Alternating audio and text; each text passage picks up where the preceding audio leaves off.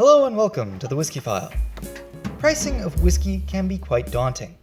They can vary wildly in price, yet with some, the bespoke brands can sometimes be pretty indistinguishable from bargain bin competitors. If you're throwing down even $30 on a bottle, you want to make sure it tastes good. But a common misconception is that if it's more expensive, it's better, right? Well, not always. How is pricing dictated? Well, for whiskey, much like most commodities, the biggest driver for a price is demand. A popular whiskey isn't always the best. And just because the whiskey subreddit says Pappy Van Winkle is really good and is always upvoted doesn't necessarily mean it's the best. Not to disparage it, as I have yet to taste it, just know that taste is incredibly subjective, so always take a review, even mine, with a grain of salt. So what it comes down to is, what is your budget and what are you looking for? Whiskey in a full bottle, which is 750 milliliters, can range from as low as $10 to as high as $70,000 or even more. Obviously, the bottom of the barrel for most is quite unpalatable or simply there to get you drunk, while the top is often reserved for bespoke collections or the insanely wealthy to wet their whistle.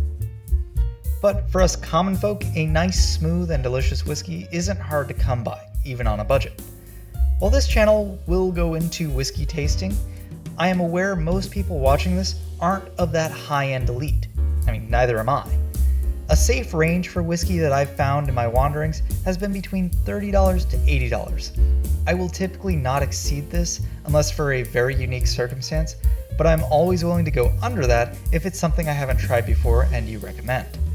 Now, there are also sample bottles if you're interested in some of those higher end brands, which come in, I've seen as little as 60 milliliters, 200 milliliter bottles, and that can cut the price significantly. So you can even vary quite a bit in that.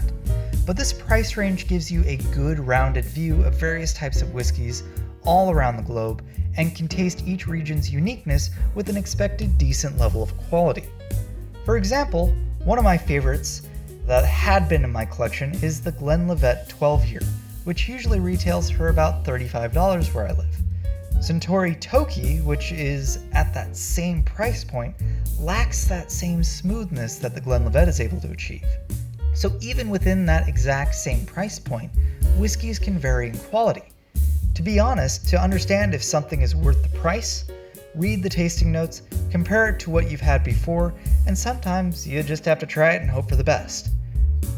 Maybe when we can all go back to bars again after the hysteria of the virus of unknown origin has subsided, it'll be a little cheaper and easier to try something new.